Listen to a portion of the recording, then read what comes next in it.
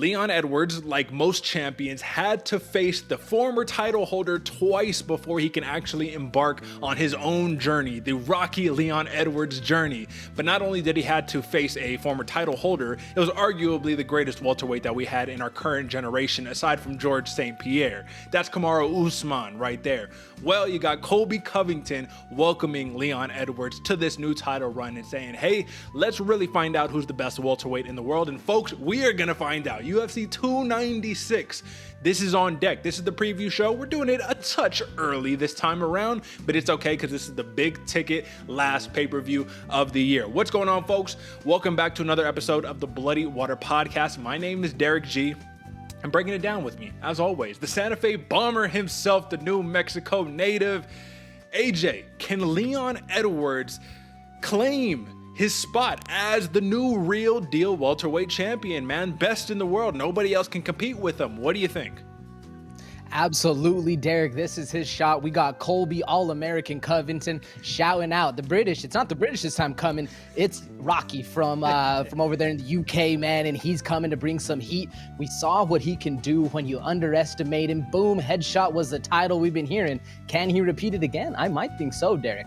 I think so, man. And who knows, right? That's the beauty of these pay-per-views, because there's a lot of questions. We don't have a lot of answers, but there's a lot of speculation, and we're going to jump straight into it. But that's not the only title fight that we have going on this weekend, or I guess I should say for UFC 296. Alexandre Pantoja is looking to do the same exact thing. They said, hey, you guys had champions, so we're doing quadrilogies, and no. We don't need none of that. I beat all the people in the rematches. I got another rematch right here. I'm going to claim my stake as the best flyweight in the world. Unchallenged, right? Undisputed, I guess that is what we should say right there. So I'm excited, man. This is going to be a big one. But AJ, real quick, let's give a little bit of context to the people, right? Folks, UFC Vegas 83, that's this weekend. We're going to do a little bit of a change in direction, and we're going to preview the big ticket item first. But you know, we got you covered on the picks. So before we jump straight into the picks, do us a favor, subscribe if you haven't yet. Like, smash the subscribe button, tell a friend to tell a friend, and let's not forget, AJ, we got a little bit of a competition that is closing out right here. So, as you can see, there is a 5-fight differential as we speak. AJ is in the lead, 127, 78, and 3, 122, 83, and 3 for myself. But AJ, talk about the stakes, talk about the context in a few short sentences before we jump into these picks. What does this tournament represent? Well, folks, you can see the stakes right behind Derek, the double champ over there. And folks, what this means, man, this competition, yeah, it might be a not so friendly or a friendly competition, however you want to say it, between Derek and I. But either way, all that means is the competition drives us to do better for y'all, so that way you can win money every single week. One of the best parts about it is we got to have our ego on the line. You can see over here, I got no belts behind me. I'm trying to work to get it grinding over there for you folks. And all that means is more money in your pockets. So make sure you hit that subscribe button. We're going to be doing it consistently for you. Nobody else does it like we do. And I know you're making some money. So make sure you're letting us know in the comment, share with your friends, all this stuff you already know. That's right. And if you are a supporter of the Bloody Water Podcast, you already know what we're talking about right here. You know that this is going to be head-to-head to the very end, because upsets can happen at any point. And like I said, only 5-fight differential. So stay tuned and see the MMA award show that we're going to be doing after the last event of the year, December 16th, and all that good stuff. We got you covered. But as promised, we're going to do a little bit of that TLDR. We're going to jump into these picks. And the first thing that we are going to preview is UFC Vegas 83. We're not going to cover it in depth, but you already know. You want to take a screenshot, run to your sports book, and cash in? Well, here we are. So, AJ, instead of doing the normal 1, 2, 3, and then bounce on this one, let's give a little bit of context right here. Bloody Water Podcast consensus picks. Let's talk about that first, right? Song Yadong, Khalil Roundtree Jr., Tim Elliott, Jun Young Park. Those are the Bloody Water Podcast consensus picks. We have one differing pick, but let's talk about the theme, as always, right, of the consensus picks. What's the theme this week? Ooh, the theme for me on this week, Derek, is violence. All these guys that bring, whenever their A game is presented to them, all of them bringing the violence, and especially durability in that kind of violence. And they're always down for a war. What's your theme this week? you know what, man, I'm just going to rock with yours. I thought that was actually pretty well said. But I will say, if you look at kind of the fighters that we have here in terms of just like the consensus picks right here, these are really, really scary guys, right? Song, super scary. Roundtree, super duper scary. Tim Elliott will drown you over 3 or 5 rounds, depending the context. That's scary. And Jun Young Park, that is the most, how would you say, unassuming scary guy that you have right there. So give me the scary fighters. I like that. In regards to our conflicting pick right here, Nasrat Haqparast, Jamie Mullarkey. AJ, really quickly, I'm sure you know this because we do these week in and week out. I'm a big Haqparast fan and a big Mullarkey fan, bro. So this is a tough one. This was tough for me to choose. Haqparast has looked sharp. Mullarkey, not as sharp as we'd like to see him, but I think that the old dog could bring out some of the more well-rounded aspects of his game, utilize a little bit of wrestling, and stifle the boxing of a Nasrat Haqparast. What do you think about this one? Oh, absolutely. Jamie Mullarkey has the tools to get it done. And what I like most about his character is when as opposition rises, Jamie Mullarkey rises to the situation, man. And this is going to be an absolute banger of a fight. Very, very close to call. It makes sense why we're on opposite side of the fence on this one. That's right. So folks, again, UFC Vegas 83, these are your picks right here. So screenshot, do whatever you need to do. We're not going to talk about this anymore for the duration of this program. So get it in where you fit in, get it how you live it, folks. With that being said, UFC 296, we are back on the docket. So AJ, let me pull it up really quickly. We're going to start with the props this time because I thought the props were actually pretty interesting here. Now, both of us coming off of misses last week. I broke my streak. The streak continues for you, my friend. So the good news is that this is an accountability program, so we always own up to it. Listen, we're gonna show you win or loss. I think I got a good one right here that is at a very fair price. Jun Young Park, Andre Muniz, finishers, specialists, over 1.5 rounds. I'm not asking for a lot here, AJ, minus 160. I think that is very fairly priced. What do you think about that one? Absolutely fairly priced, and with the durability that both Park and Muniz possess, as well as being that specialist that you're talking about, I can see that being a very juicy pick right there, folks. And I think the only downside here is a lot of people might say, well, Muniz might fade. Well, if he's going to fade, I imagine he's not fading till later round 2, early round 3. So I think we're going to cover on this one. Smash bot, prop lock, cash it in. You dig. But AJ, you got a submission specialist with plus money for a submission prop, Tatsuro Taira. Talk to the people. This fight week card was really hard to pick, but when you see Tatsuro Taira at plus 140 for a submission against a fighter who's been submitted multiple times, it makes sense to me. That's why I'm locking this one as the prop. The submissions are always hard, or at least the props for the finishes are always hard to get. But if there's ever a fighter to do it, it's going to be Taira. Yeah, it's this guy for sure. No doubt, folks. So take your props, lock them in, earn some money, and let's talk about the actual picks right here. So UFC 296, we just talked Bloody Water Podcast consensus picks for the last one. Not quite as heavy this go around, but we do have a couple of them, and it's really going to be the bottom section, the last 3 fights, or I guess I should say the opening 3 fights.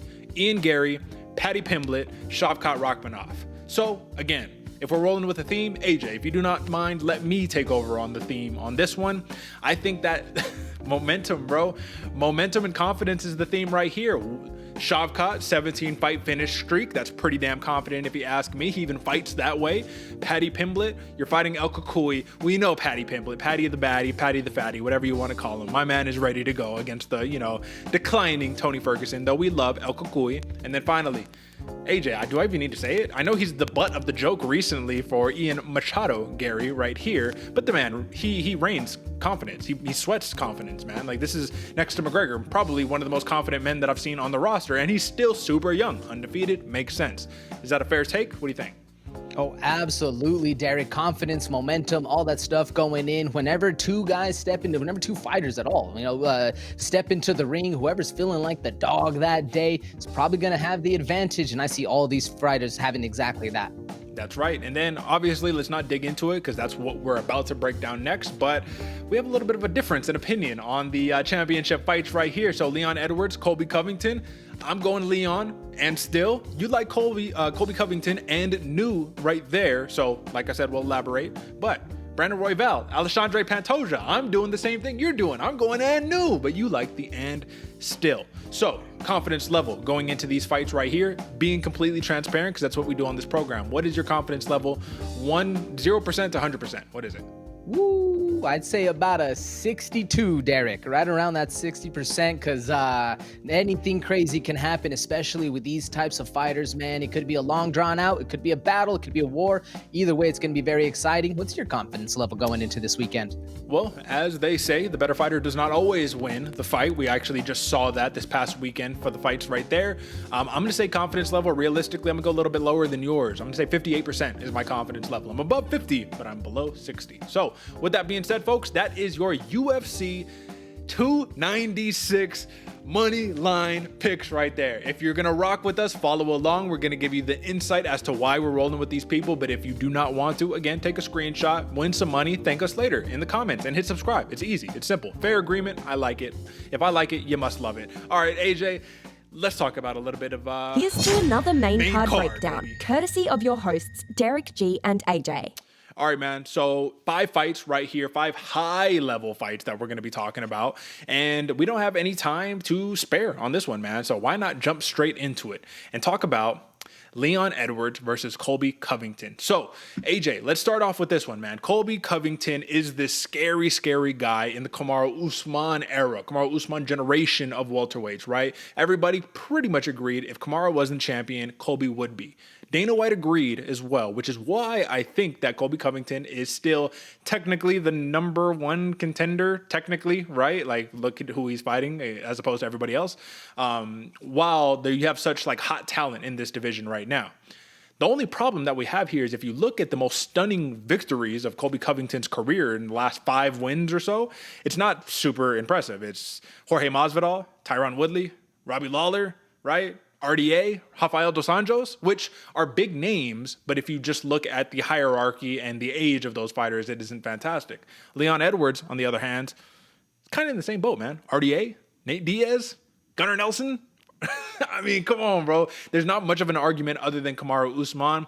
One of these guys got 2 wins of them recently. One of those guys got 2 losses recently. So, stacking up competition, is it fair to even compare schedules in the last 5 fights or so? Because both of these fighters weren't the most active fighters as of late. What do you think?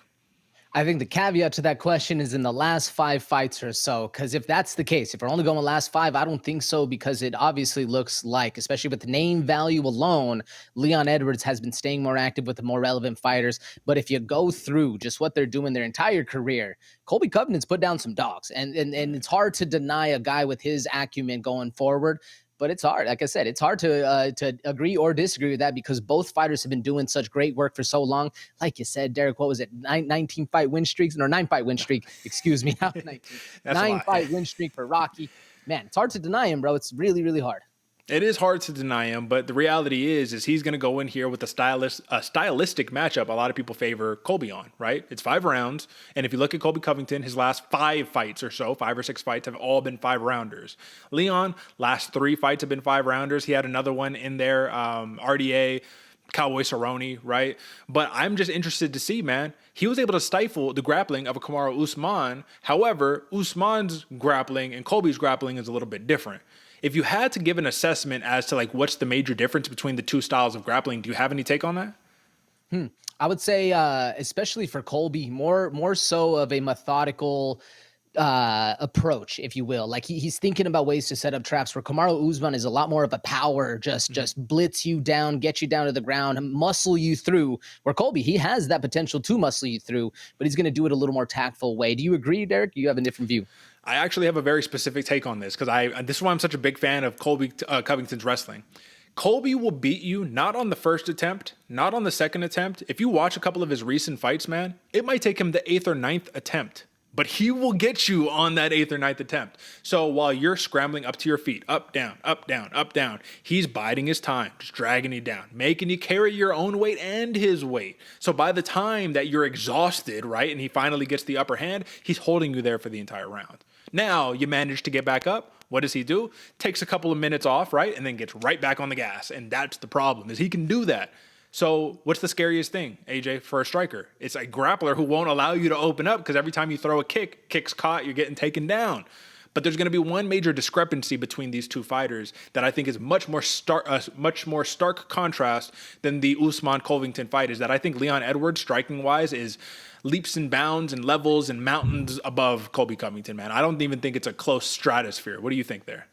Absolutely leaps and bounds, Derick, especially with the way Leon is able to read things and set things up. I mean, obviously, boom, headshot. We're there. We saw how it worked. A lot of people are calling it luck, but we see him set these kind of techniques up and go for it. And one of the most dangerous things that Colby Covington can do is exactly what you're talking about, Derick. When you take him down 4, 5, 6 times, but Leon gets up and Colby decides, I need about 30 seconds to take it off. Well, we saw what happens when you take off 30 seconds with Kamaru Usman in that Leon fight. Leon, he is a sniper. He can get it done, and he packs an absolute wallop too.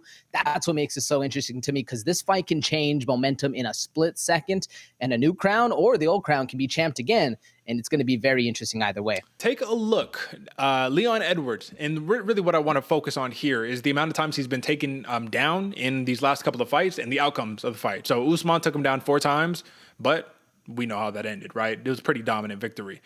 Here, Usman took him down 5 times, was on pace to a dominant victory till, as you said, headshot, bang, boom, whatever you want to call it. Everything else, though, man, you take a look down. RDA couldn't take him down. Gunnar Nelson took him down 3 times, but that's what Gunnar does. That's literally his specialty. Still got the win. Cowboy took him down, win. Peter Sabata took him down, win. Vicente Luque, win. Dominic Waters win. I mean, how far do you got to go, right? The last couple losses that he had where it was major takedowns, it was Usman back in 2015, Claudio Silva 2014. So the reason that I bring this up at all is because in the grand scheme of things, Colby can take him down, but can you hold him down? And I think that's been the hardest thing. We don't know if he'll be able to hold him down, but we know he's going to keep trying nonstop for 5 rounds. So what are the odds here, AJ, that in the attempt of closing that distance, how Colby Covington often throws the big wing-in shots over the head in order to initiate the clinch, Leon catches him, man, because I think it's a real possibility. Oh, absolutely, Derick. I'm willing to go above 60% on those odds because of that tendency. Because the tendency, especially with the pressure that Colby can see, and if ability opens up, like I said, Leon's a sniper. So the fact that he can find those holes and exploit them, I'm giving him better than 50% odds. Like I said, 60 going forward. It makes a lot of sense, especially if it's just that split second of timing. That's one of the best things I like about Leon. Yeah, he's a good fighter all around. He has multiple different sets of skills, but his timing is impeccable, and he knows when to strike and how to strike. That's one of the best things about a striker in general, man. I love it.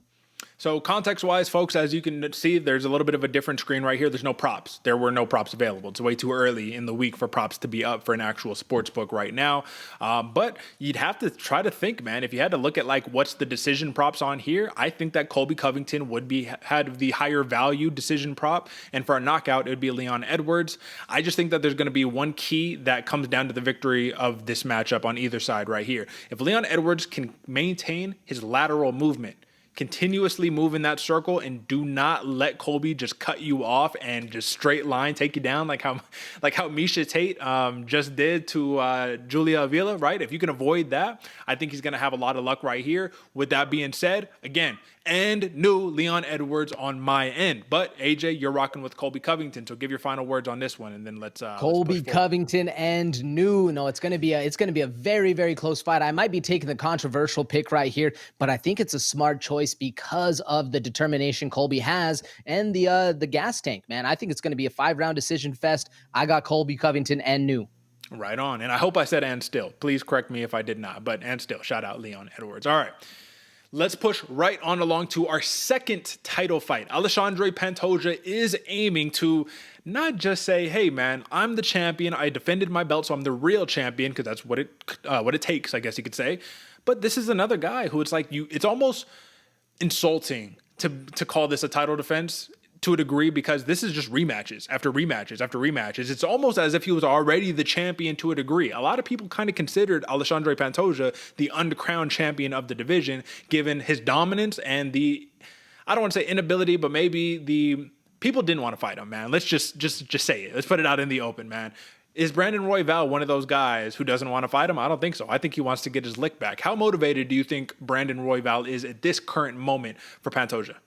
Oh, probably the most motivated he's been, especially with his last loss, getting submitted round 2. There's a lot of ego that goes into the sport, and now you get a chance to get one back and for gold on the line in the last card of the entire year. All eyes are on you. Everything is right there. The entire moment has been built up for you to become the superstar. Now's your chance ever. If Brandon Royval is not motivated to get this dub, I don't know what can get it done, man. I have a crazy timeline theory right here for Alexandre Pantoja if he can get past Brandon Royval. You beat Brandon Royval, well, you already beat Moreno for the rematch. You beat Royval for the rematch. Who else do we got? Maybe it isn't that many, but the point is this. I think this is what he does. He says, all right, depending on Davison Figueiredo's success at 135 pounds, if Figgy can somehow get his hands on the belt, he says, that's a guy I need my rematch on. So I'm going to be 125, move up to 135, challenge the champion, and I'm going to be double champ. I think that's like the beautiful narrative movie story for Alexandre Pantoja if he could pull it off. Life is already a movie. You saw the promo he cut after he won the championship. But the big wrench in those plans is this dude, Brandon Royval, who looked really good against Pantoja in their first fight until he didn't. And that's the story against Pantoja. AJ, let me give a quick breakdown on Brandon Royval. In my opinion, I think this is a guy with all the tools to be a champion in this division. But a couple of the losses that we've seen from him, specifically Brandon Moreno, Alexandre Pantoja, those are really the only two notable ones. I mean, he's won all the rest of his fights pretty much. I think he's a dude who does so much, it almost puts him at a disadvantage with his level of activity. He's constantly moving, jabbing, scrambling, all of that stuff. And against Pantoja, he's literally the opposite school of thought. He's old school, man. Little movements, powerful, better wrestler. But Royval scrambled himself ultimately into getting choked out. Do you think that he has learned from that original fight and is going to tone it down a little bit, or is that what makes him special? No, I think that's what makes him special, Derek. That's what makes Royval be the fighter that he is. And yeah, people can say, paralysis by analysis because you have so many different options running through your head of what you can do. And we saw exactly that play out in the scramble and that ended up in the submission.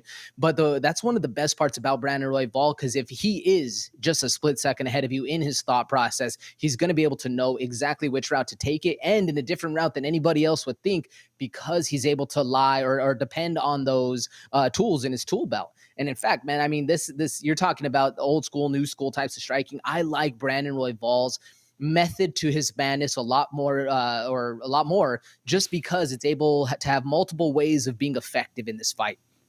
Sometimes, though, you don't really need the most new school, fancy, shiny toy if the basics work, right? Let me give you an example of this story. Last night, I was training jiu-jitsu, right, Carlson Gracie, and we had Felipe Cobra come in, right, old school jiu-jitsu guy under Carlson Gracie Jr., right? Very, very old school jiu-jitsu.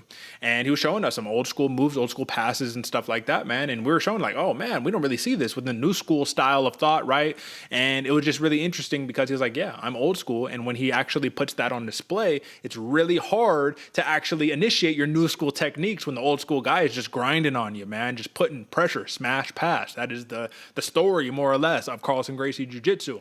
Alexandre Pantoja, I'm not saying that that's his style or his method, but he is very basic, fundamental, one chain to the next chain, smash, power. Royval is flow, technique, scramble, right? So while we saw a lot of success for Royval in those scramble attempts, he kept getting his back taken by Pantoja. Pantoja literally take the back, hook in. That's it. Hooks, got the back. Let's just chill. I'm going to let you tire yourself out. But this is my question to you, man. Pantoja didn't look good in that fight, particularly from a cardio standpoint. And that was a 3-round fight, and it ended in the second round. He amazed me when he went 5 rounds with Moreno and looked sharp for 5 rounds. Is that the new Pantoja that we're seeing, or should we be scared that Royval could break this man over 5 rounds? That's a good question, Derek, because in my mind, instantly, that's the new Pantoja, that the one who is going to rely a little bit more on saving the gas tank and stay solid through the entire 5 rounds. But sometimes when you fight a guy that has that energy, that has those kind of things, you bring your energy level up. They always talk about mixing or matching equals, right? Like you're mirroring, right? You're mirroring your opponent. You're necessarily energy levels are going to feed off of each other. And when Brandon Royval is in there, I can see Pantoja's heart rate elevating a little bit to that. But Derek, that begs the question, like, does he mentally be able to control himself and go back to the roots, go back to who he is as a fighter, and Pantoja survive there like he did in Moreno fight? I think that's the new style, or not the new style, but the new mentality that Pantoja is going to have going into this fight. Does Brandon Moreno on the other end realize that, see that, and put the gas on even harder, or does he back down and match and mirror Pantoja in this fight? See, that's the thing, man, is that off gut instinct, I think that he just does the thing that got him to the dance. I think that in his mind, he probably says, I made one error that cost me the fight. That doesn't mean I should change my approach to what got me here, my approach to having success in that matchup. So this is a guy, Brandon Royval, excuse me, in my opinion, this is a guy who, like I said, has just failed to put it together, but has all of the tools. It's just a matter of he's had the tough matchups. Like, look at it. Look at the schedule, man. You're looking at the win over Tim Elliott, win over Kai Kara-France. You lose to Brandon Moreno and Alexandre Pantoja, former champion and current champion. Then you beat Bontorin, Matt Schnell, and Mateus Nicolau. So it's like he's already had the biggest names possible and fell short. So now you have the opportunity to come back. But the scariest part, man, is exactly what you touched on. We're seeing a new Pantoja, not just a new Pantoja. What do they say? And I don't want to feed into it too much. When you're a champion, all of a sudden you're 20% better. Alexandre Pantoja 20% better is a scary, scary prospect. I want nothing to do with that in all the greatest respectful ways, man. So in a nutshell, to kind of round this on out, man, these are two really scary guys. And I feel like we can make an argument that Alexandre Pantoja, and this is just going to be an argument, please push back if need be. Alexandre Pantoja, Brandon Moreno, Brandon Royval. Those are my 1, 2, 3. And it might be 1, 2A, 2B, in my opinion. What do you think? I can see exactly where you're coming from, Derek, because who else really comes to mind? I mean, I know there's a Kai Kara-France that's kind of building up, and correct me if I'm wrong, Askar Askarov, everybody forget about him? He's out of the UFC. He got cut. Exactly. Bro. Okay, yeah, he's out of the UFC. I don't know if he retired, but I know he's not here anymore. But other than that, I mean, Manel Kape, nah, I don't think so. There's really those top elite people that are staying consistent. We're seeing this happen more and more. Amir Albazi, everybody forgot about. I completely forgot about Albazi, man. He's going to fight Moreno, so they're going to kind of cancel themselves out. We'll see. I just think Royval, he's fought more of the bigger names, so that's why I consider him there. But the point is, it all remains the same. This is going to be a hell of a fight. It's going to come down to the nuances, and I just wonder how long it'll last, because we know Pantoja's got pretty much one methodology of fighting, and it's walk you down until he can get the takedown and then start initiating his game. So all of that being said, I'm going to take a flyer on the scrappy guy with a ton of tools, a ton of potential, who hasn't put it together yet, who might rise to the challenge of his opposition. Give me Brandon Royval, and AJ, give me a finish right here. I don't know how it's going to happen, but give me inside the distance. Brandon Royval, the raw dog, and new. How you see it, man? That was my question to you, Derek. What do you think the odds on a finish in this fight are happening? I think the odds are pretty damn good, especially with two guys at the peak of their game right now. Give me and still Alexandre Pantoja. I'm going finish also, Derek. I see a submission coming from either one of these guys. And imagine, he submits Royval again. Stop questioning Pantoja. Stop it. You know what I mean? Like I said, I'm taking a flyer here. But Pantoja, all respect. I recognize the greatness right there. Shout out. All right, folks, those are your two title fights. And now, I mean, bro, this is just fireworks. This card is fireworks. Shavkat Rakhmonov is aiming to knock off the Wonder Boy, Stephen Thompson. And he wants to make it 18 finishes in a row, AJ. You already know. This is an interesting matchup, though, because Stephen Thompson, we just saw how unchecked his striking can be when you have a dude who doesn't want to respect the game of mixed martial arts, who says, I want to just have a striking contest with you. Let's see what we can do. Did you not forget Stephen Thompson is a world-class kickboxer / MMA fighter, and realistically had two opportunities to be a real champion in this division, came just short against Tyron Woodley, who packs an atomic bomb in his right hand. So let's just say that, right? But Stephen Thompson, we have to open ourselves up to the reality that the man is 40 years old. AJ. Shavkat Rakhmonov, on the other hand, is 29 and is on a tear of tears. The Jeff Neal fight was so impressive. Do you think he says, I want to have a little fun? AJ, do you think Shavkat says, I want to bleed? Thompson, let's go, baby. No grappling right here. Striking contest. How much ego is coming into this matchup from the Rakhmonov camp? I think none, Derek. As much as I want to see, as much as I would love to see them both bite down on the mouthpiece, go old school playground style, first one to shoot's a bitch. I don't think that's the smartest way to get it going, man. Especially we saw what 40-year-old Stephen Thompson could do, man. He has the skills. He's had the skills since he's like 6 years old. I do think there's going to be that little bit of a time right in the beginning, right? First minute and a half right in there. They're scrapping down. They're filling each other out. Yeah, I can see that's when it starts to play. But the second Shavkat sees the speed and the precision that Stephen Thompson provides, and as well as the blitz style where he's able to be in, hit you a couple times, and then dip on out, I think Shavkat goes back to the bread and butter, and we see him working a full MMA game right here. I think you're right. And I know I'm excited too, right? I want to build it to fruition. But the reality is, even against Jeff Neal, man, he was having some success against him. And once he started getting caught, you saw it. It's almost like it was natural instinct, no thought, immediately reverted to the clinch. All right, come here. Let's stop all this separation. Get over here. Knees to the body all day long. And that's like one of my favorite parts of Rakhmonov's game, man. Clinch you up and just brutalize you with those knees. Just sap that gas tank lower and lower and lower. And you need to do that against a guy like Stephen Thompson unless you just take the easy approach, which is, I don't see how he can't just take him down and submit him. AJ, like, am I missing something right here? I know he's a minus 600 favorite, and I don't think it's for that reason particularly. I think that's just how much of a monster he is. But I think he's a guy who is a showstopper, who wants to put on impressive fights and doesn't want to particularly take the easiest path to victory. Instead, probably looking for a highlight reel knockout per se. But the easiest money that you could make is Shavkat coming in, taking him down, doing the Bilal Muhammad approach, doing the Gilbert Burns approach, right? And then just submit him. What do you think?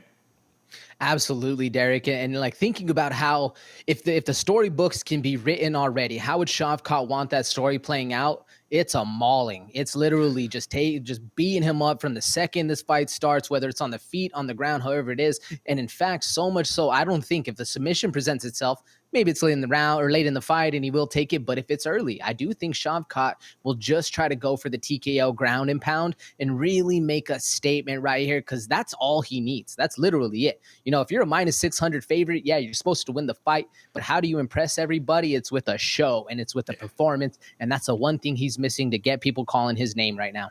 Yeah, bro. I mean, you look at it. Submission, knockout, submission, knockout. I mean, tear, man. It's an absolute tear. I can't see Thompson giving him some problems on the feet, man. I just don't see how it could be prolonged unless Rakhmonov says gentleman's agreement like Kevin Holland and tries not to take him down. But even Kevin Holland, it was like, all right, bro, I'm starting to lose. Let's start shooting in on these takedowns. And there's a major difference between the two. I mean, Rakhmonov actually can grapple with the best of them. Not only that, but Holland hurt his hand in that fight. So Thompson looked fantastic, but against a compromised opponent, right? We saw Jeff Neal pretty much get jacked up against Rakhmonov, man. This is the caliber of fighter that we're watching right here. So I don't have a long synopsis on this. I love Wonder Boy. I love the ability for him to show out at his best when it's ideal circumstances. I just don't see those ideal circumstances showing up here in this matchup right here. I mean, do you? Or I think the best route for Stephen Thompson to get in there is play that blitz game, play the point fighting karate style that he's so used to, because it confuses people, man. When you're in there and you're blitz in on somebody, you hit him with a 3-piece and you blitz out and then he goes for the clinch and you're not there, or he's starting to throw punches back at you and he's hit in air. That right there frustrates a fighter so much. You can see it in their face when it starts to happen, and we can see what happened, like you said, in the Kevin Holland fight. You get frustrated, you go back to your roots. Well, if you can't get a hold of Stephen Thompson, you're in for a long day of work. But the only thing that worries me, man, is that Stephen Thompson already has, I forgot which fighter he was comparing himself to, but he says, I don't want to fight too long because we've seen what happens to older fighters. You already got that in your head, brother. You already should have been retired then. Yeah, I mean, come on, put some respect on the Wonder Boy's name, man. I just think it's these matchups, bro. You know, they're not giving him favorable matchups. This is not a favorable matchup. This is all love to the figure who is Wonder Boy Thompson. But yeah, Shavkat, smash spot right here. Should be more competitive than a plus 425 comeback right here. But if he does what he needs to do, I think that you should take Shavkat Rakhmonov. And I don't know what the over and under is yet, but if it's 1.5, you take the under all day long. I think this is a mauling in store. So Bloody Water Podcast consensus pick, Shavkat Rakhmonov, mauling. Unfortunately, but all right, man. All right, Tony Ferguson, El Cucuy. AJ, if there's going to be a guy that the MMA community would love to see dethrone Paddy Pimblett and just like embarrass, finish, whatever, it's Tony Ferguson. He's in major need of a win. not just a win against this guy, a win, right? How fair is it that he gets a matchup like this, even though Paddy kind of exposed in his last fight, right? You fight Jared Gordon and you win, but like, do you? Like in the eyes of the community, like a lot of people are like, nah, he didn't win that fight, but whatever, robbery, it is what it is.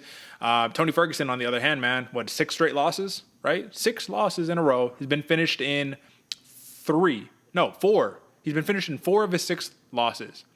And now you get Paddy Pimblett, who ideally, probably, path to victory is, let me do the thing that Ferguson probably has the best chance of defending. Let me grapple him. Jiu-jitsu, right?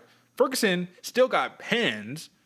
Grappling, I think that's going to be the thing that just is going to last a lot longer. He can do jiu-jitsu much longer than he can be an explosive MMA fighter. So Paddy Pimblett starts to play the jiu-jitsu game with El Cucuy. Do we start to see holes opening up where he could win this matchup? What do you think?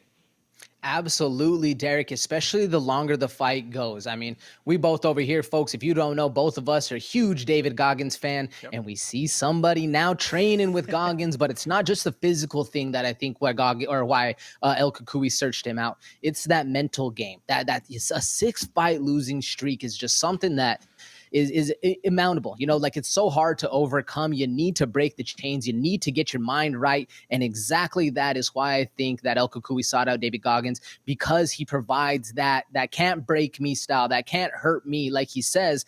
And that's what Tony Ferguson is going to have to bring to the table with this, because if it does end up in that grappling situation like you're talking about, Derick, that's when El Cucuy is going to need to feed on it, because Paddy Pimblett is so good on the ground. He's going to be in situations that are disadvantaged to Ferguson, and he's going to need to overcome that heel. He's going to need to provide that, and I think it all comes down to, can he withstand and not break mentally?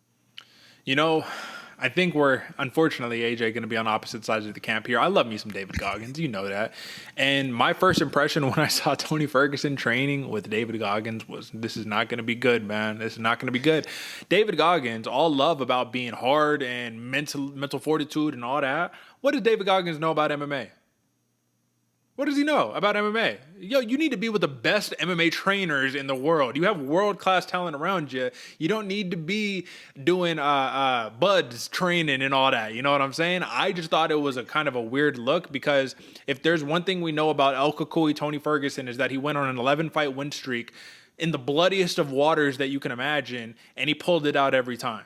Now, the only reason you go to a David Goggins for mental fortitude training is if you lost that mental fortitude. And you might say, well, you lost 6 fights in a row. Last time I checked, Charles Oliveira broke the man's arm, hyperextended the man's arm, and he would not tap, AJ. There's mental fortitude there. There's no quit in Tony Ferguson. The only quit is when you knock him out and you finish him, and it's been happening a lot. David Goggins and nobody else in the world will be able to fix. It's the Chuck Liddell syndrome. It's the old fighter syndrome. You know what I mean? The chin goes after a while. So, with all that being said, thought it was a weird look, but I still think Tony Ferguson got the dog in him, AJ. Can we confirm or deny? He got the dog, right? Oh, absolutely. One of the biggest dogs in the game. And if you don't say the guy that is not willing to quit on himself after losing 6 times and still get in there with a young gun who's probably going to be or has the ability to be a cash cow in the UFC, and you say, fuck it, I'm going to go in there with him and I'm going to dominate this dude, Tony Ferguson's a dog all day long. Come on. And then when we just take a look at the numbers of Tony Ferguson's career, man, look at Bobby Green, 54, 137. Bobby Green just put a shellacking on him. It was not good. Got submitted with the arm triangle. Again, this is just another one. Bobby Green, he was streaking at this time. Now, we saw what happened to Bobby Green. You get knocked out a couple times, things start getting weird. Nate Diaz, more of a competitive fight, but again, kind of a shellacking. The Chandler fight, bro, Ferguson actually looked good in that fight until he got stiffed.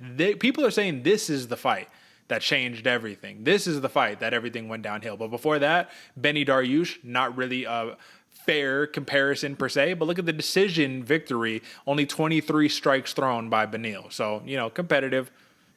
It's just, man, or maybe, is this where it went downhill? AJ, is the Gaethje fight? I think that's the start of the 6-fight losing streak, but I think getting your head punted in the top deck by Michael Chandler, that's probably the straw if you broke Camel's back. Well, people were saying this one because what did Ferguson not do? He did not quit on himself. he heard it in the apex. It was quiet. Gaethje's punches thudding on his face, and the referee was like, "Bro, you got to stop. You can't continue to do this." So all of that being said, man, I say all of that is Tony Ferguson still has the dog, but the results are not speaking for themselves. Paddy Pimblett, on the other hand, underperform after underperform, right? Ever since the UFC debut. We're talking Luigi Vendramini, right? Is that his? Let me see, Luigi Vendramini, I was right. Okay, so this is a fight where Vendramini stiffed him, right? And then Paddy came back, got the knockout win, got that done. Rodrigo Vargas, right? So Kazula Vargas, the very aggressive guy, but not the highest caliber opponent, submitted. Jordan Levitt submission. I was impressed there, AJ. I was impressed. And then you go to Jared Gordon, and it's just Tony Ferguson, Jared Gordon. I don't know, man. In a nutshell, Paddy should win this fight, most likely, right? But Tony Ferguson has a real shot at winning. What does Paddy need to avoid to do in terms of not, I don't want to say dropping the ball here, but dropping the fight that you're supposed to win? What does he need to avoid? Getting into that dogfight, getting into that ego battle. That's one of the biggest things I think Tony Ferguson's going to try to do is make this ugly. The uglier it can be, the more vicious and bloody and everything that goes into that, and the chaos that ensues in what could be an old school classic Tony Ferguson fight is exactly what Paddy Pimblett does not want to see himself in. Sure, can he thrive in that situation? Yes, he can. He's a dog as well. But if you're able to be clean, technical, and precise against El Cucuy, you're going to be looking good, man. You're going to be doing very, very well. You just got to time your shots, time your approach, and really get things done. But if El Cucuy is able to kind of withstand the volley, right? Like you get punched a couple times, you're going in, you're scrambling, things get stood up again, you're back, you're breathing better than ever. And Paddy Pimblett's sitting there like, damn, what do I need to do to put this guy away? We've seen Paddy falter in his fights as of recently, and that's going to be the key for Tony Ferguson's victory. So if Paddy Pimblett can avoid that, that's what I think is going to do them best. What about you, Derick? Is there any nuance that I'm missing right here? No, I'm in the same exact camp. I think if he tries to stand and bang with Ferguson and have some type of highlight reel KO, that's where he probably might get knocked out. Ferguson has power. Power is the last thing to go, right? I just think that best path to victory is grappling, even though that's where Ferguson's still going to have a lot of skill right there. But I think Paddy is, come on, man. Paddy is what, 28? 28 years old, man. This dude is not even in the prime of his career yet. So I see it, Paddy, minus 260, I think is more than a fair price to pay right here, especially if Paddy comes motivated and wants to put on a show for the people, right? Which is what he does. This is the Paddy show. So I always feel bad picking against El Cucuy, but Paddy Pimblett, let's win some money, folks. Let's do it. All right. And to open us up, the first fight, some heat on it, man. These were buddies. Vicente Luque, Ian Garry, a little bit of a rivalry, a respectful rivalry. In the grand scheme of things, man, I just think that this is a line that you'll see, folks. Actually, you'll notice the line right here. These are flipped. This is not accurate. Minus 240 was Ian Garry, plus 200 for Vicente Luque.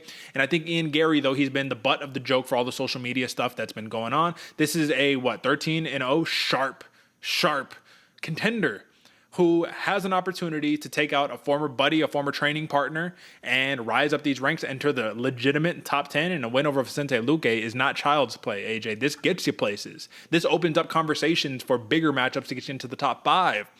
But Vicente Luque is no easy customer to get out of there. Do you think that we're a little too high on Ian Garry for this stage of his career? Or do you think that Vicente Luque, after a couple of bad losses to Bilal, to Jeff Neal, maybe, is starting to go a little downwards in terms of the trajectory? What do you think? I can see where you're coming from, Derick, especially because the names RDA, Jeff Neal, Bilal Muhammad, Michael Chiesa, Tyrone Woodley, Randy Brown, Nico Price even. I could keep going, but there's a lot of fighters that in that time period, heyday, right? You get a little reminiscent, you get a little nostalgic with it. But Ian Garry is that guy that's coming up from the ranks. And if there's ever a breakthrough moment for Ian Garry right here, it's against Vicente Luque. He's that name that is still in the conversation all the time. You're sitting there at the bar with your buddies. You're talking about one of the best welterweights or who's the best welterweights in the entire division right now.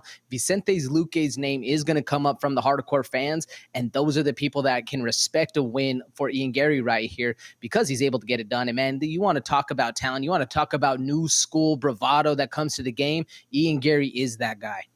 That's it, man. And I'll say for Luque, I mean, he's the silent assassin, right? Because the dude doesn't talk. He just lets his fist talk for him. But again, you were a dominant figure against an older generation of fighter, and Ian Garry is a guy who is training everywhere. He's a nomad, so to speak, because he's getting kicked out of gyms left and right and all that good stuff.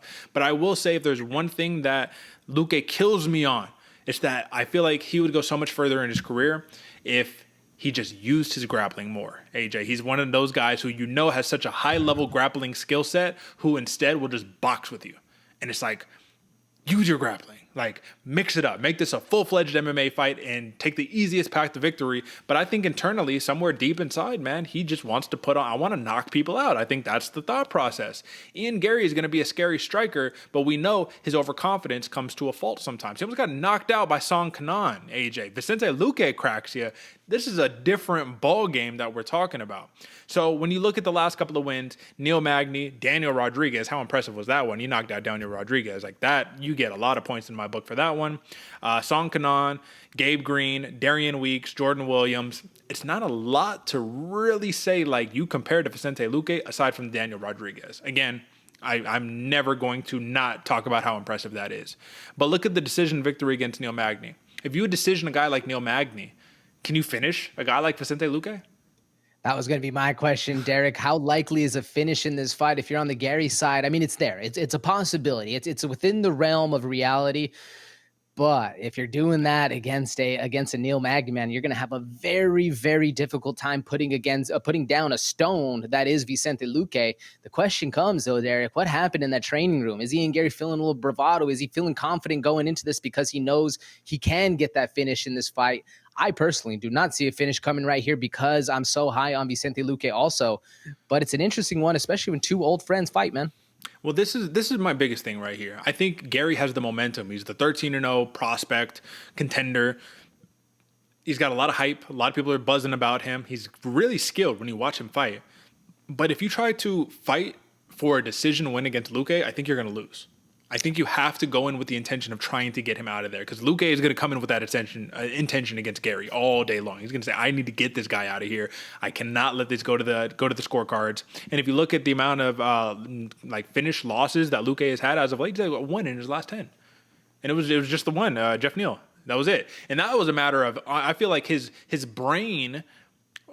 mind was still there. His body just gave out on him, right? That was one of those where he got punched and he just fell forward, almost just like his body could not contain his, I don't know the right word to use. So this is actually a spot where, would you be surprised, AJ? I know these are inaccurate odds right here. Like I said, they're flipped. But if these were the actual odds, minus 240 for Vicente Luque, like, would you be like, oh my God, I need to be jumping on Garry there? Or would you say, makes sense?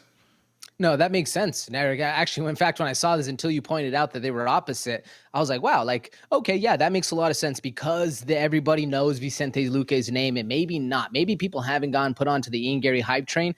I would expect them to be a little closer if Luque was the favorite, and that's kind of the only eyebrow raise from me, but it makes sense, man. Vicente Luque is an iron that has been sharpened by iron consistently, and this is, like I said, the breakthrough moment that Ian Garry needs for his career. That's right, man. And let's just take a quick look at Vicente Luque, man. Look at the takedowns. 8 takedowns against RDA right here. Like, beautiful. You love to see that, right? But you knew that was going to be the approach. But look at the stark contrast in all of the other fights, right? RDA is a guy that I could see you get the takedown. He's 155 or 170. He's not like a full-fledged, you know what I mean? Jeff Neal, there was no takedowns there. Bilal, no takedowns. Michael Chiesa, nothing. Woodley, nothing. I mean, bro, there's just like a lack of grappling just through and through. And you know he can do it. It's like he's shown it. He can do it. And if you look on the other end on Ian Garry, he took down Neil Magny, right? Like I said, he was like, what if he takes down Vicente Luque? And then he's like, I'm just going to chill out here, rack up points and all that good stuff. That is something in the arsenal right there, man. But if you look at everything else, the strike numbers, man, that's what stands out. Look at the strike differentials on all the fights. They're never close. This is the only one that was close. Jordan Williams, you know what I mean? He got knocked out, but they're never close. Garry is active, right? Volume guy, throwing him out there. So while I don't anticipate a finish, I do anticipate just being a busier fighter and racking up the win. So with that being said, take the money line, Ian Garry. Saddens me to say because I'm a big Luque fan, but I think that's going to be the right call right there. How do you see it? Absolutely sad to say that Vicente Luque, I'm not backing him on this one. Is it in the realm of possibility for him to get it done? Absolutely. I like Ian Garry. I like the momentum he's carrying right here, and especially with all the outside stuff going on in his life, he might be looking to punish somebody and release a little bit of that anger. It's going to be a very fun fight. I'm expecting a decision right here. That's right, folks, and that is going to be your main card, UFC 296. So if you stuck around for the whole main card, we love you. We're going to ask you to do one thing. Drop a subscribe button right there. Kick that thing through. Tell a friend to tell a friend. And let's touch on the most coveted aspect of our program, and that is the sleeper section, where the unknowns of today become the stars of tomorrow, and we're here to highlight them all. Let's talk about it. It's time for some fight night. And if you ain't paying attention, you're gonna sleep on me and I'm gonna wake you up. So, folks, you'll notice we're going a little bit longer here today. This is the big ticket show. We don't mind. It's all good. You got to have time for the big names that we just covered. All big names on the main card.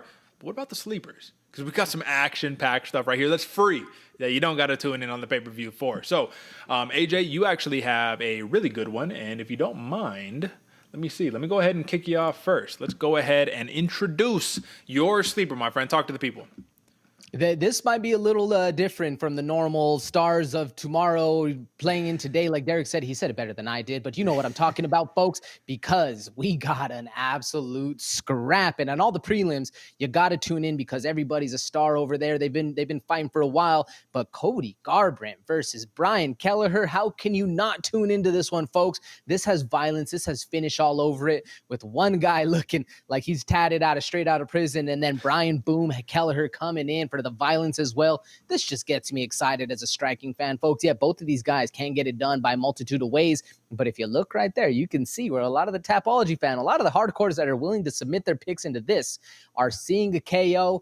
I'm seeing the same thing going for both of these guys, man. I'm not leaning one way or the other. I think Garbrandt can get it done. I think Brian Kelleher is a little bit more on the momentum side, but either way, this one is pure violence, pure speed, pure adrenaline. What else can you ask for, folks? Yeah, I'll say that it's really interesting how life works when you talk about a guy who beat arguably one of the best bantamweights of all time, Dominic Cruz, in such a stunning, embarrassing fashion, is now fighting Brian Kelleher, who's like, boom, Kelleher, man. This dude's the man. He really made a run during the COVID, and I'm not talking about a string of wins, but just like a string of appearances where it's like, yo, this dude doesn't stop, and he always brings it. This is the opportunity right here, man. I want to see if there's going to be some wrestling brought out. We know there's a big right hand that gets carried by both of these guys. Folks, you have to watch this fight. Like, I don't know what else to say. You have to watch this fight. This is going to be a fun scrap. So shout out to your sleeper, man. I hope this one delivers. But I got one that I don't think is going to last long here, AJ. Atomic Alonzo Menafield versus the Hanyak, Dustin Jacoby. Now, this gets put on the prelims, even though this could definitely be like a co-main event right below the co-main event on like a fight night card. But this is UFC 296, so you stack these things through. What else do you need to say other than violence and somebody's going to get knocked out? Like, I don't have anything for you guys. I'm sorry, nothing special. If you know anything about these fighters, you know that this shouldn't even particularly be a sleeper, but this is something that I just say pure violence. So, Atomic, Alonzo Menafield, he just actually choked out Jimmy Crute, so shout out to that one. Before that, majority decision right there, knocked out Misha Serkinov, knocked out Askar Masarov. You remember this one, AJ, really quickly? That was the guy who was like, some crazy record, and then it got found out later that like a lot of his wins weren't even real wins. So this dude just had to demolish this like, you know, super high level guy who really wasn't. You'd love to see that. That's what Alonzo Menafield does. But Dustin Jacoby coming off of that knockout win against Kennedy Nzechukwu. What more momentum can you ask for here, AJ? If I had to give you an over and under, are we going over 1.5 rounds? It has to be under, right? Oh, it has to be on. That's what I was gonna say. If there's a prop on this one and it's anything below, I guess, you know, anything bigger than -100 on an under, you smash that all day long. Yo, you Wow, see this? You see this? What? 67% for Jacoby. So like respectable. You love Jacoby, kickboxer and all that good stuff, right? But this guy, Menafield, it takes one shot. Just one. That's like literally all it takes. Jacoby, while it can take one, normally it takes an accumulation, right? I'm surprised by that. Folks, let me see. What are the plus 200? All right. Folks, I'm going to give you an unofficial pick right here. Alonzo Menafield, I am taking a side. Give me him. Give me a knockout. And if you win, you're welcome. I mean, that's one of those that just screams out to you. Whoa, whoa, whoa. What do we got here? But with that being said, AJ. Oh, God, we got some good sleepers on deck. All right. Now, to kind of round us out, we don't have a ton of time. I told you we're going to go a little bit longer on this show, the big bonanza, UFC 296, but there's some prelims, and I feel like it's the right thing to do. Let's talk about a couple prelims, AJ, so let's get it. All right, so here we are, and okay, newest edition. This is almost breaking news. I should sound the bell. You know what, AJ? We're gonna sound the bells.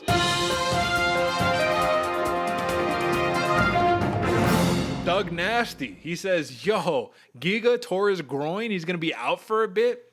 No sweat. I just brought the holy book into the last joint where I got the win against Dan Ige. Let me bring it in against Josh Emmett." Now, this is a fight right here, AJ, where I'm actually really intrigued. I think this is a way better matchup than Emmett versus Chikadze, because you have a wrestler in Emmett versus a jiu-jitsu relentless grappler in Bryce Mitchell. Only difference is Bryce can get touched up, and if Josh lands that right hand, it's game over. I'm sorry, he's going to bed. You know what I mean? Do you like this matchup better, and what do you think the odds are going to be? As you can tell right here, there are no odds indicated because this is such a new matchup. Who's going to be the favorite? That's an interesting question, Derek. Do I like this fight better? I wouldn't say so. I like this fight for different reasons, because the ground games of both of these guys can mash in a way where we see a very technical ground game, but also we could see that fire versus fire when they ended up just in an actual striking fire match right there. That can happen right here. And who's going to be the favorite? I think it has to be Josh Emmett on this one. Absolutely. I mean, it's hard to deny, even though Bryce Mitchell, by the grace of God, he's in there. He's doing it. He's doing his thing. He's got the whole push behind him, but I still think Josh Emmett's the favorite in this one. What about you? Literally, by the grace of God. Yeah, I think it's Josh Emmett. I think he's going to be the favorite due to the power differential. But look at this number, man. If you look at the takedown average, 3.5 takedowns per fight. Takedown defense, actually, we don't have takedown defense, but AJ, you know what I can do? I can pull it up. So let's pull it up. All right, let's see. Josh Emmett, takedown defense. Or actually, I'm going to do one better. Let's go Josh Emmett. Let's view the matchup so we could get a tail of the tape right here. All right, takedown defense is 46%, so not very good. So yeah, you gotta watch out. And you look at these last fives right here, 2 losses in a row. We got the win against Ige, both lost it to Puria recently. I don't know, man. I think this is gonna be a fun matchup. I'm really interested to see what the odds are, but something that we don't have access to at the moment right here. I'm going to go Josh Emmett on this matchup, even though I love me some Doug Nasty. What do you think? Absolutely, Derek. I got to take Josh Emmett on this one. Yeah, Bryce Mitchell might still kind of stay in shape, but anytime you're fighting a short notice fight against an absolute just powerhouse that Josh Emmett is, I think you're up against a boulder. That's right. AJ, would it be terrible to say, man? So I've been a big Karol Rosa fan. I just felt like she's underperformed in some fights where she should have won.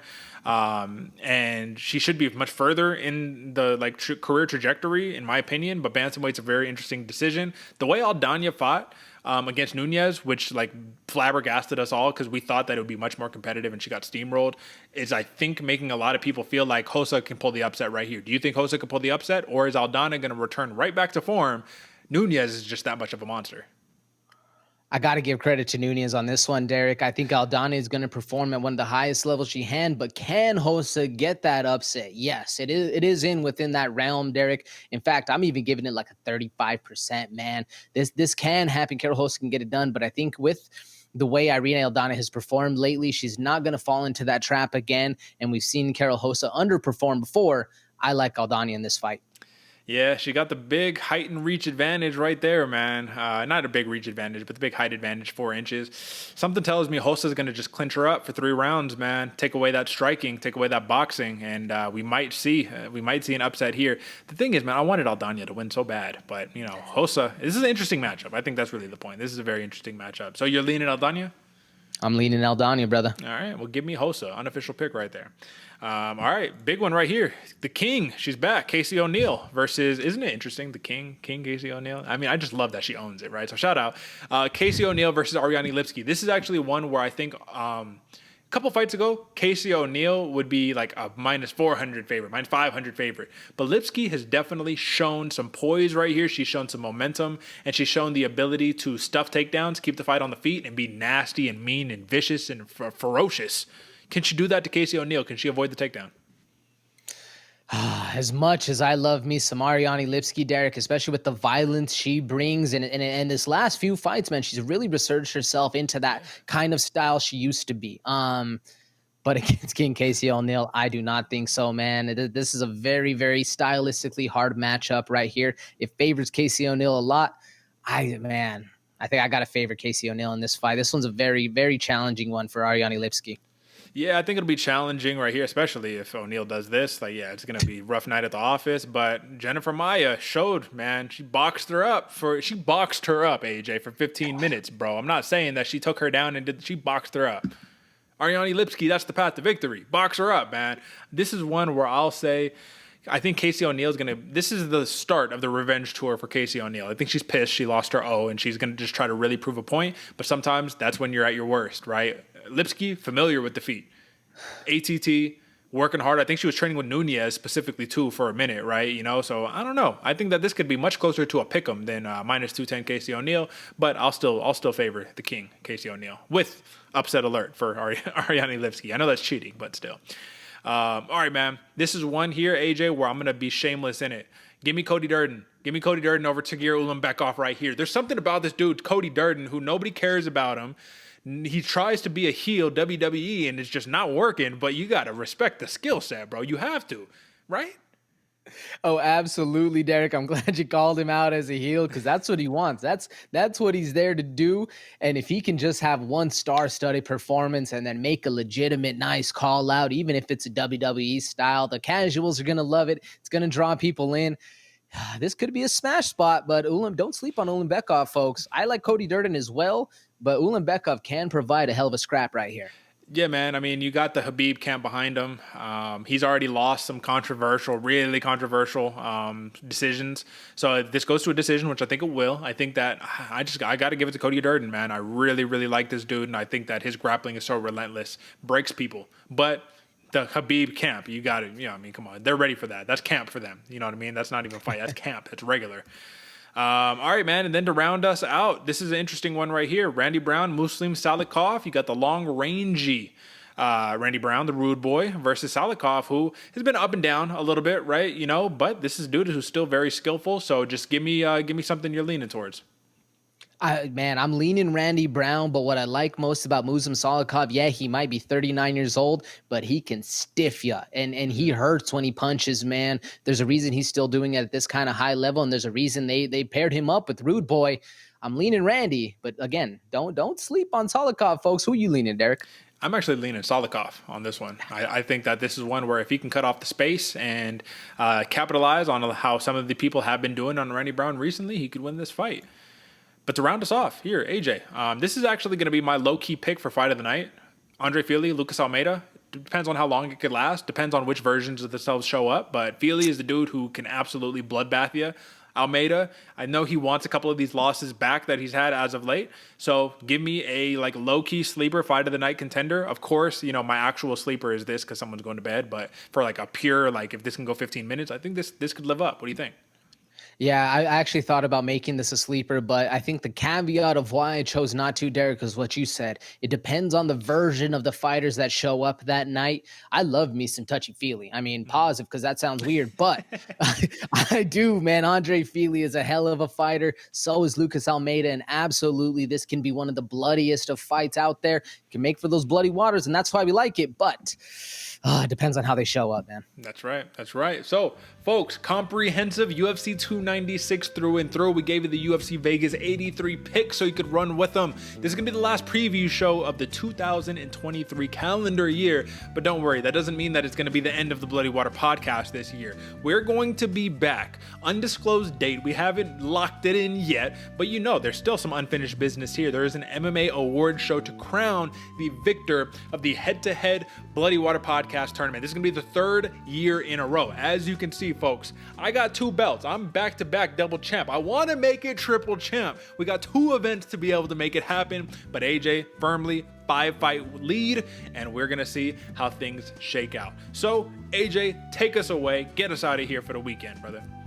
Folks, you can see the end, the season's coming to a conclusion, but do not, miss out on these ones because there is still money to be made. If you've been following us for these last 3 years, you already know the show is all about breakdowns, all about props, all about betting odds, all about that stuff. But what it means most is that there's one source you need to come to for everything MMA centric, and it's right here to the Bloody Water podcast. Make sure you hit that subscribe button, share it with your friends, because if you're passing out knowledge, you're passing out money, and when everybody's pockets are fatter, we're all all having a lot more fun. That's why you need to subscribe. We're going to be back. And like Derick said, make sure you tune into the award show. It's not a throwaway show. We're over here crowning champs. Might be me, might be Derick. You got to tune in to figure out why. But most importantly, you got to share with your friends so everybody can be making more money. And that's what we're here to provide for you folks. It's going to be a fun one. Let's tune in. That's right, folks. So with that being said, as we speak right now, unofficial count, it's about 770 subscribers for the Bloody Water Podcast Army. AJ, really quickly before we jump out of here, I know I said take us out, but I do think we need to take a moment of gratitude and appreciation, because at one point we were like raiding small farms and then it was villages, and 770 people deep, man. Like, you could do some real damage, man. That's a militia right there. That's an army. Like, you take that out to battle and you go and do that. That's what the Bloody Water Podcast Army does. So shout out to you guys, because without you guys, this show doesn't exist. We love you. We appreciate you. That's it for us. Catch us on the MMA Awards show for the Bloody Water Podcast. Undisclosed, but we'll let you know. Stay tuned and hit the little notification bell so that you don't miss an episode. You don't want to miss out who's going to be crowned the third champion of the Bloody Water Podcast head-to-head championship. All right, folks, that's it for us. Until next time, peace.